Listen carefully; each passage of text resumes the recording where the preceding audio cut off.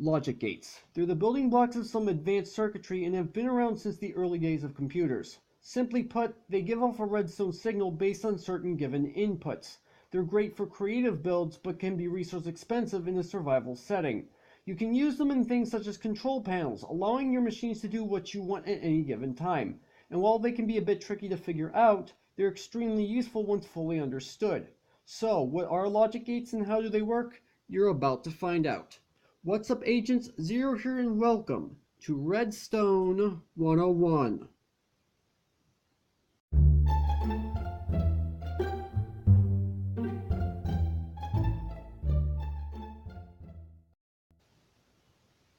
This is the show that will teach you more about redstone so that you can build better contraptions. And I gotta say, this is probably going to be one of the more interesting videos so far because granted there's only a small handful of these logic gates, we're effectively looking at mini computers. That's right, I said mini computers. However, just like everything else in Redstone, they have their limitations. In fact, each of these logic gates are only able to do one thing. Now, before I begin, I want to go ahead and let you guys know that I'm going to do my absolute best to make these as simple and easy to understand as possible. However, if you guys want a more detailed description on any of these, you can simply search it up online. There's a number of different websites that can give you a more in-depth explanation on any of these. So let's go ahead and get started. So just like I said in the intro, they actually give off a signal based on their respective inputs. Now these first two that we're going to be taking a look at, you guys are probably already aware of. They're the easiest to understand. The first one is called the NOT gate, which is otherwise known as the inverter. Basically, whatever redstone signal it's given, it gives the opposite output. So our lever right here is turned off, but our lamp is on. If I go ahead and turn this lever on, it turns our lamp off. Now, the next one we're going to be taking a look at is the AND gate. And the way it works is that it gives an on signal when every single one of its inputs is turned on. So if I go ahead and turn this lever on, nothing happens. If I turn this lever on, nothing happens. However, we have both of these levers on, that's when our lamp is able to turn on. Now, AND gates do not have to be limited to just simply two inputs. In fact, if you guys have seen my Behind Locked Doors series, you've seen some pretty massive AND gates. I'll be honest right now because you can have pretty much any number of inputs on an AND gate as you want. You just got to make sure that every single one of those inputs is able to reach where you want your output to be. That's the only complication. So the next one we're actually going to be taking a look at is the NAND gate, which is actually the exact opposite of our AND gate. What it does is that it gives an off signal when every single one of its inputs is turned on. So if we go and turn this lever on, nothing happens. We go and turn this lever on, nothing happens. We turn both of them on, and our redstone lamp is turned off. Now here's what makes these different from each other. There's actually one particular reason why these act opposite of each other, and that's because of this redstone torch right here. This piece of redstone dust is actually powering the torch, turning it off. However, in the case of our NAND gate, we don't have that redstone torch. And just like our normal AND gate, the NAND gate can be pretty much as large as you could possibly want it.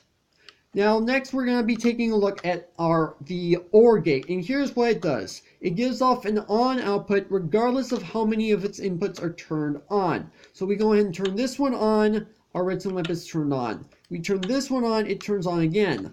So regardless of how many inputs are turned on, then the redstone output that we're going to be getting is going to be on anyway.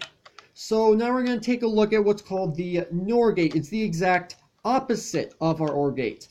The way it works is that it gives an off signal when one of its redstone inputs is turned on, or any number of redstone inputs is turned on. So we turn this lever on, it turns off, and we turn this lever on, it turns off. So having as many inputs turned on as we want will give it an off signal.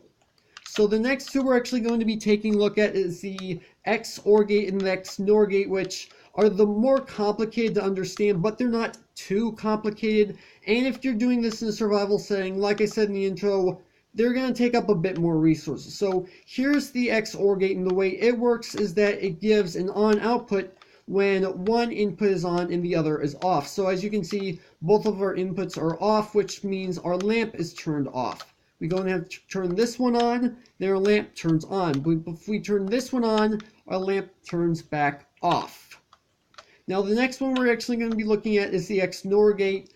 And just like some of the other ones down the line, it's the exact opposite of this one right here. This one, the XOR gate. So this time what it does is it gives a redstone output when both of its inputs are in the exact same state. So as you can tell, our redstone lamp is on right now, and that's because both of our levers are in the off state. If I turn one of these levers on, our redstone lamp turns off, but if I turn both of them on, their redstone lamp is able to turn back on. Now this next one, I actually did not find online. This one I actually made specifically for this video, and I think it's actually going to end up being rather useful in certain situations. This is the switch gate. So basically, here's what's going on. This lever right here, if I go and flick it on and off, it does absolutely nothing. But that's because this switch gate is not even being given a redstone input. So if I go ahead and flick this lever on, as you can see, the lamp on the left is turned on. But if I go ahead and flip this lever, the lamp on the left turns off and the lamp on the right turns on. So you can use this to be able to direct your redstone power in the direction you want it to go.